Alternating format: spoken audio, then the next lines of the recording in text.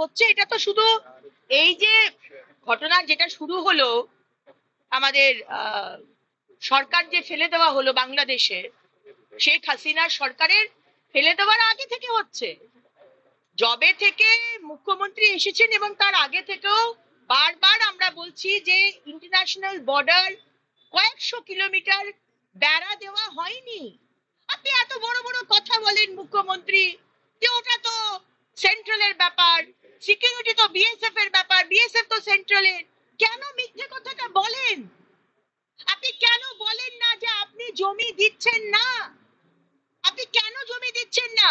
এটা সবাই জানে, কারণ সেখান থেকে আজকে রোহিঙ্গা অনুপ্রবেশকারী আর এই মৌলবাদী তারা ঢুকছে। আপনি দেখছেন না এই এক মাসের মধ্যে বাংলাদেশের মৌলবাদী নেতারা তারা কি ধরনের হুমকি দিচ্ছে। আজকে মোদি যদি এই করে আমরা ভারতবর্ষকে শেষ করে দেব, এই ধরনের হুমকি দেওয়া হচ্ছে। তো এই সাহসটা পায় কোথা থেকে?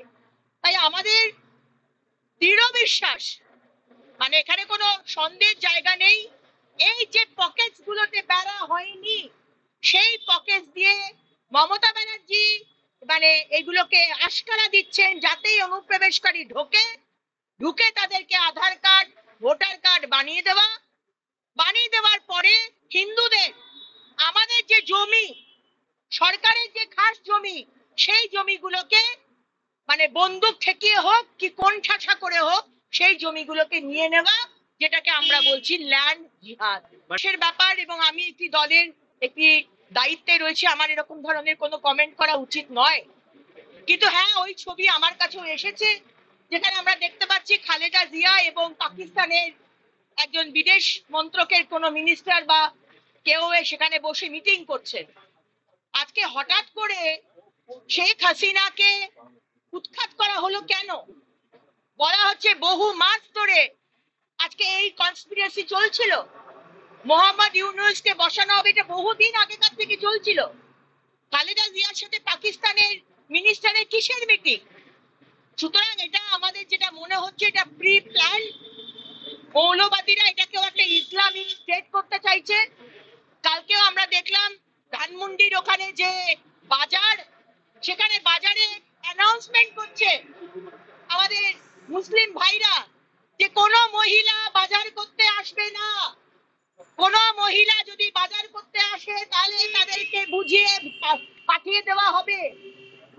কিন্তু আফগানিস্তান, এটা তালিবানি রাজ হতে চলেছে। তবে আমাদের কিছু বলার নেই, কিন্তু আমাদের হিন্দু ভাই বোনেরা যারা আজকে 7.65% এসে দাঁড়িয়েছে তাদের সুরক্ষা মোহাম্মদ ইউনূস আপনাকেও দিতে হবে।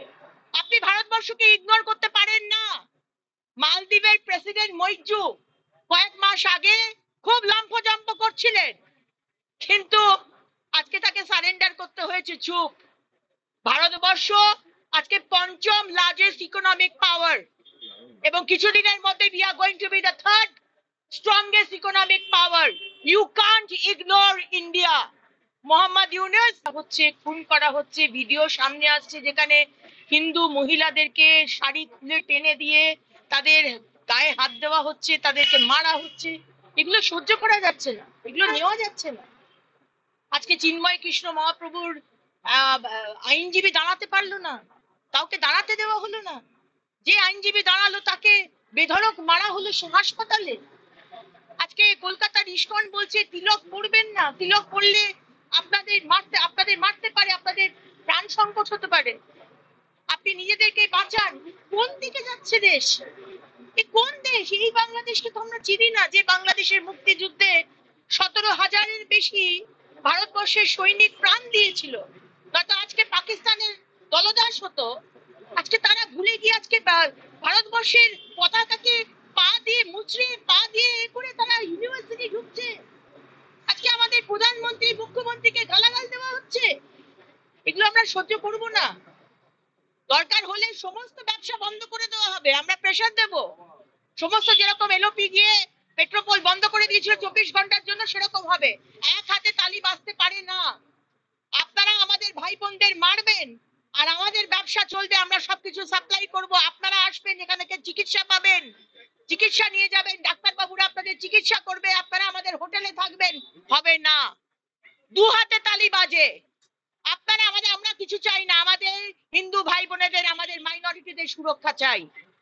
মোহাম্মদ ইউনূস আপনি সবার সাথে মিটিং করছেন, আজকে বিএনপির সাথে আপনি মিটিং করছেন, ছাত্র সংগঠনের সাথে মিটিং করছেন, কই আমাদের হিন্দু সংগঠনের সাথে তো মিটিং করলেন না, হিন্দু মাইনরিটিদের সাথে তো মিটিং করলেন না কেন? আপনি তার মানে চাইছেন যে 1941 সালে যে হিন্দুরা 28% ছিল, আজকে যারা 7.65%, আপনি তাকে শূন্য করতে চাইছেন। মোহাম্মদ ইউনূস আপনি মৌলবাদীদের যে শক্তি, আপনি তাতে যোগ দিচ্ছেন, আপনি তাতে ইন্ধন দিচ্ছেন, আমি বলতে বাধ্য হচ্ছি।